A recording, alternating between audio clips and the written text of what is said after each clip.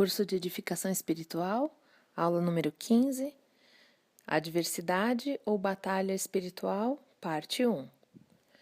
O versículo tema dessa lição é Efésios, capítulo 6, versículo 12. Pois a nossa luta não é contra pessoas, mas contra os poderes e autoridades, contra os dominadores deste mundo de trevas, contra as forças espirituais do mal nas regiões celestes. Item número 1. O adversário da nossa alma. Satanás era um querubim ungido que se rebelou contra Deus. Segundo a Bíblia, Satanás influenciou 1/3 dos anjos nos céus, fazendo-se rebelarem contra Deus. Conforme Apocalipse 12, 4, que diz: A sua cauda arrastou consigo 1/3 das estrelas do céu, lançando-as na terra. O dragão colocou-se diante da mulher que estava para dar à luz, para devorar seu filho no momento em que nascesse. Com essa rebeldia, estes seres celestiais foram expulsos do céu, e não mais puderam presenciar a glória de Deus. Sua vingança contra Deus é destruir a obra-prima da criação, que é a humanidade, conforme 1 Pedro 5,8, que diz: Sejam sóbrios e vigiem. O diabo, inimigo de vocês, anda ao redor como um leão, rugindo e procurando a quem possa devorar. Subitem 3. Satanás, o diabo. A palavra Satanás e a palavra diabo originam-se do hebraico e significam adversário e acusador. A sua meta é conduzir-nos ao pecado e não levarmos este pecado diante de Deus, acusar-nos e requerer o direito a uma retaliação. Subitem 4. Os demônios. Os anjos que se rebelaram contra Deus juntamente com Satanás são conhecidos como demônios. Estes demônios são os instrumentos de Satanás no seu domínio sobre o mundo. Assim como os anjos são comandados por Deus, os demônios são comandados por Satanás, conforme João 16:11, que diz: E do juízo, porque o príncipe deste mundo já está condenado. Existe uma grande variedade desses seres espirituais, uns mais fortes, que ocupam posições de autoridade sobre nações que estão frias na fé, outros mais fracos. Suas especialidades e funções também são distintas, conforme Efésios 6:12, que diz: Pois a nossa luta não é contra pessoas, mas contra os poderes e autoridades, contra os dominadores deste mundo de trevas, contra as forças espirituais do mal nas regiões celestes. Subitem 5. O destino do diabo e seus anjos é o castigo eterno. Podemos ler a respeito em Apocalipse 12, do 7 ao 9, que diz: Houve então uma guerra no céu. Miguel e seus anjos lutaram contra o dragão e os seus anjos revidaram, mas esses não foram suficientemente fortes, e assim perderam seu lugar no céu. O grande dragão foi lançado fora. Ele é a antiga serpente chamada Diabo ou Satanás, que engana o mundo todo. Ele e os seus anjos foram lançados à terra. Apocalipse 20:10 diz: O diabo que as enganava foi lançado no lago de fogo que arde com enxofre, onde já haviam sido lançados a besta e o falso profeta. Eles serão atormentados de dia e de noite para todo o sempre. Diante de uma batalha, o Senhor é a nossa força. Devemos confiar apenas nele, conforme Salmos 46:1, que diz: Deus é o nosso refúgio e a nossa fortaleza, auxílio bem presente na adversidade. Item ponto 2. A retaliação do inimigo. Depois da conversão, quando uma pessoa se reconcilia com Deus, o diabo irá fazer de tudo para atrapalhar e afastar o novo cristão do caminho do Senhor. Existem 3 tipos de influências que o inimigo pode usar para levar o homem a pecar e se afastar de Deus. As 3 influências são: primeiro, a própria essência do homem, que já é pecaminosa desde a queda, conforme Mateus 26:41, que diz: Vigiem e orem para que não caiam em tentação. O espírito está pronto, mas a carne é fraca. 2. A influência de Satanás, conforme João 10:10. O ladrão vem apenas para furtar, matar e destruir, mas eu vim para que tenham vida e a tenham plenamente. 3. O mundo e as suas concupiscências, que são os desejos desenfreados, conforme 1 João 2, 16 e 17, que diz: Pois tudo que há no mundo, a cobiça da carne, a cobiça dos olhos e a ostentação dos bens, não provém do Pai, mas do mundo. O mundo e a sua cobiça passam, mas aquele que faz a vontade de Deus permanece para sempre. Estudaremos abaixo os 3 tipos de influências que levam o homem a pecar. 3.1. O homem e a sua natureza pecaminosa. Compreendemos pelas palavras de Paulo que todos nós possuímos uma natureza pecaminosa, um desejo ardente de fazer o mal e um coração corrupto. O texto de Romanos 7, do 14 ao 25, fala assim: Sabemos que a lei é espiritual, eu, contudo, não o sou, pois fui vendido como escravo ao pecado. Não entendo o que faço, pois não faço o que desejo, mas o que odeio. E se faço o que não desejo, admito que a lei é boa.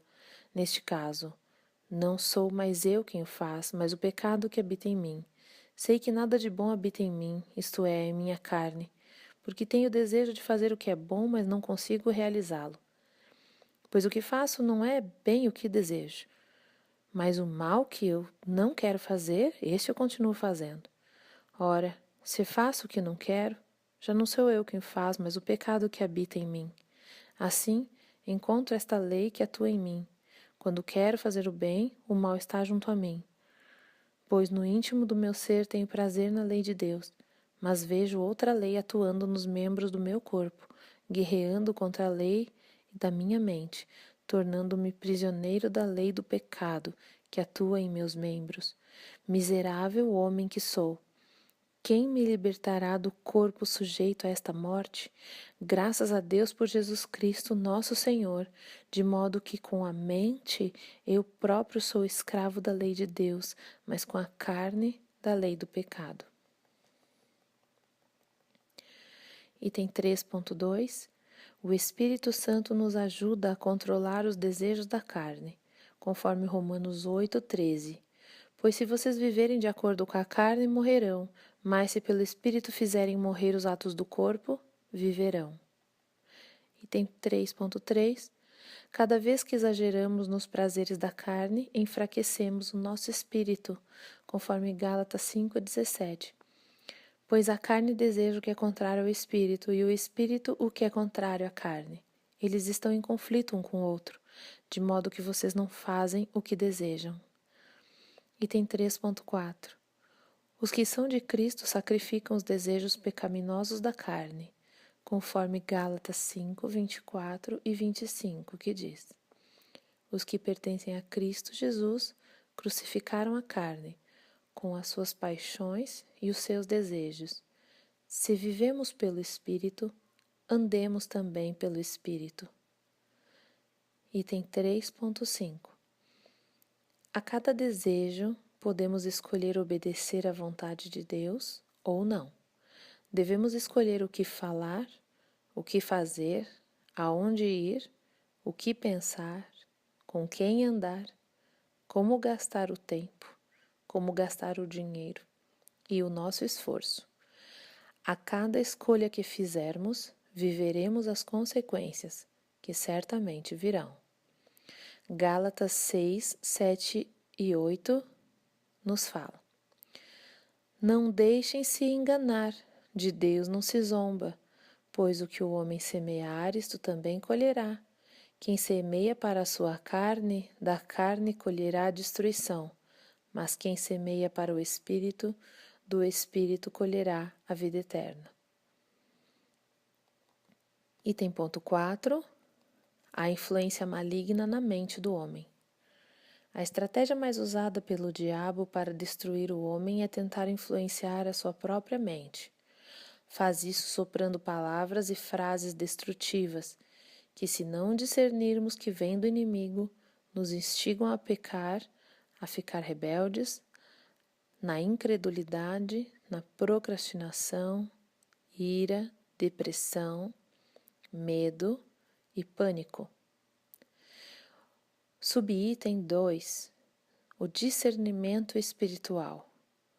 Cada tipo de luta necessita de um tipo específico de arma. O discernimento espiritual nos revela as causas do pecado e a causa de um determinado sofrimento. A Bíblia nos ensina que Deus pode nos dar discernimento se pedirmos, conforme Provérbios 2, 6. Pois o Senhor é quem dá sabedoria, de sua boca procedem o conhecimento e o discernimento. E também Provérbios 2, 11, que diz: o bom senso guardará e o discernimento o protegerá. Item ponto 4.2. Existe um grande equívoco no meio da igreja de confundir a influência do diabo na mente e da própria concupiscência da carne. A mente do homem já é pecadora desde a queda. Precisamos então buscar o discernimento para distingui-las. É possível perceber a influência do inimigo na mente quando observamos os seguintes aspectos: intensidade da tentação, falta de controle da mente, constância de um pensamento pecaminoso e incapacidade de abnegação de um hábito. Algumas características do pensamento também servem para podermos identificar a ação do inimigo na mente. Opressão através do medo, acusação, vergonha, mente inquieta, ansiedade, pesadelos e perturbações do sono. Impulsos através de pensamentos impuros, blasfemos, rancorosos, invejosos, raivosos, desejos que levam ao pecado e à obstinação. Roubo dos pensamentos, como por exemplo, dificuldade de concentração durante o culto ou leitura da palavra, durante a oração, esquecimento e pensamentos confusos. Espírito de confusão, que é muito comum em quem se envolve com idolatria. Dúvida e incredulidade, má interpretação das verdades de Deus e inconstância das convicções. 4.4. Como ficamos vulneráveis aos ataques na mente segundo a parábola do semeador? Agora estudaremos o texto de Mateus 13, do versículo 4 ao 7. Enquanto lançava a semente, parte dela caiu à beira do caminho, e as aves vieram e a comeram. Parte dela caiu em terreno pedregoso, onde não havia muita terra, e logo brotou, porque a terra não era profunda.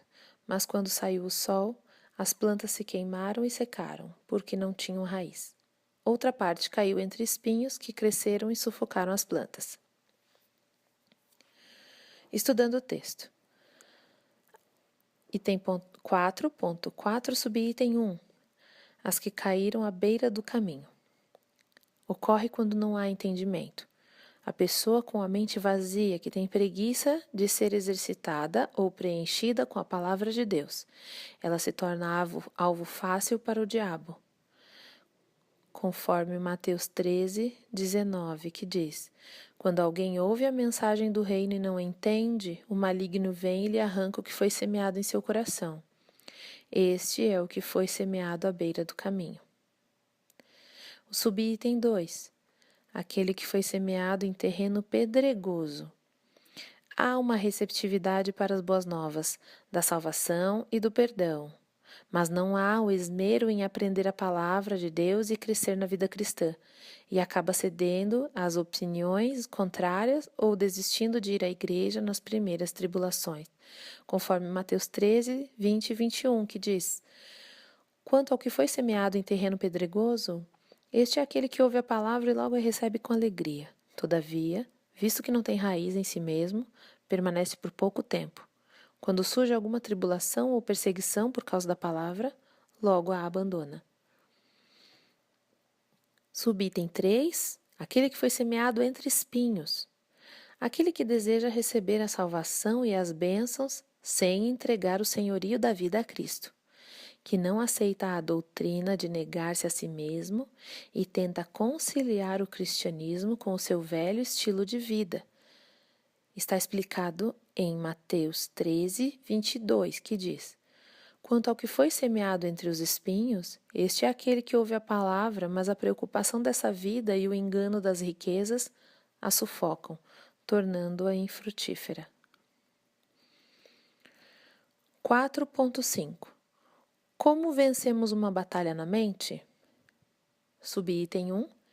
Escolhendo o que pensar, conforme Filipenses 4:8, que diz: Finalmente, irmãos, tudo que for verdadeiro, tudo que for nobre, tudo que for correto, tudo que for puro, tudo que for amável, tudo que for de boa fama, se houver algo excelente ou digno de louvor, pensem nessas coisas. Subitem 2. Orando e pedindo discernimento e renovação da mente, conforme Romanos 12:2, que diz: Não se amoldem ao padrão deste mundo, mas transformem-se pela renovação da sua mente, para que sejam capazes de experimentar e comprovar a boa, agradável e perfeita vontade de Deus.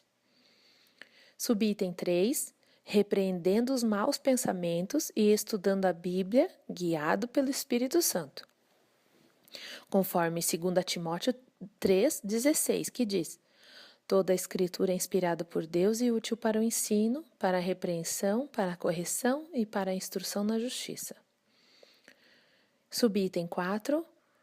Mudando tudo o que for necessário, evitando pessoas, lugares e acabar com hábitos que levem a mente a pecar, conforme Gálatas 5:16, que diz: Por isso digo, vivam pelo Espírito e de modo nenhum satisfarão os desejos da carne. Subitem 5. Estando perto dos irmãos, onde há fortalecimento e edificação, e evitando todo o isolamento. Atos 2:46 diz: Todos os dias continuavam a reunir-se no pátio do templo, partiam o pão em suas casas e juntos participavam das refeições com alegria e sinceridade de coração. Subitem 6. Tendo uma vida que seja constantemente preenchida com as coisas de Deus, conforme Filipenses 4:8 e 9, que diz: Tudo o que vocês aprenderam, receberam, ouviram e viram em mim, ponham-no em prática, e o Deus da paz estará com vocês. Além da mente, que é um fator interno, o diabo pode usar fatores externos para atingir a vida do crente. Alguns fatores são liberados através de brechas na vida do crente. Conforme Atos 3:19 diz: Arrependam-se, pois, e voltem-se para Deus, para que os seus pecados sejam cancelados. Voltando um pouco, alguns fatores são liberados através de brechas na vida do crente, maldições hereditárias ou trabalhos de feitiçaria. Outros simplesmente são tentativas do inferno para atrapalhar os propósitos de Deus. São adversidades como dificuldades financeiras, doenças, acidentes, morte, desequilíbrio no casamento, brigas familiares. Para todas essas oposições, somos orientados e consolados pelo Espírito Santo através da Palavra de Deus. Item número 5. A influência maligna através do mundo. Muitas coisas que o mundo e as riquezas podem oferecer ao homem o levam a cometer algum tipo de pecado. Ganância, vingança, egoísmo, insatisfação, corrupção, lascívia, orgulho, ira, injustiça e muitos outros são valores que estão incutidos no mundo e através de pessoas formadoras de opiniões e de veículos de informação que acabam arrastando o crente.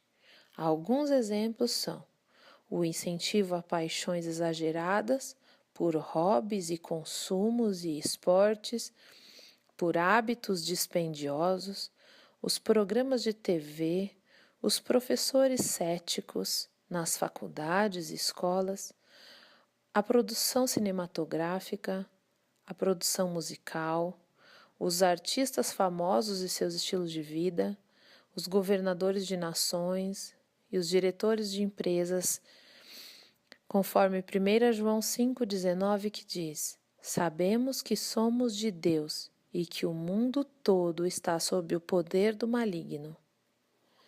Item 5.3. A Bíblia nos adverte seriamente da maneira com que devemos nos comportar perante o mundo, conforme 1 João 2, do 15 ao 17, diz: Não amem o mundo nem o que nele há.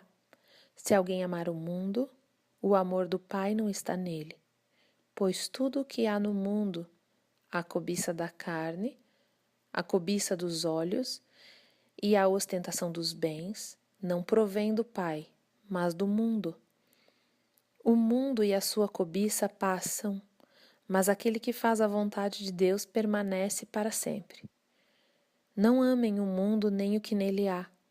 Se alguém amar o mundo, o amor do Pai não está nele, pois tudo o que há no mundo, a cobiça da carne, a cobiça dos olhos e a ostentação dos bens, não provém do mundo.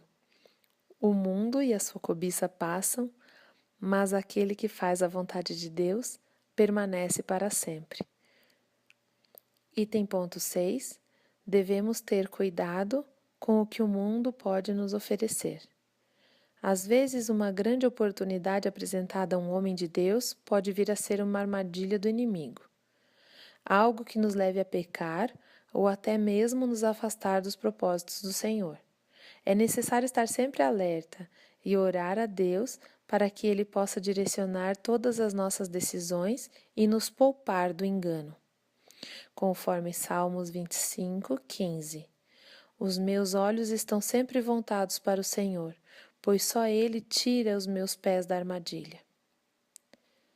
Esta foi a aula número 15. Agora temos os exercícios de fixação. Bom trabalho!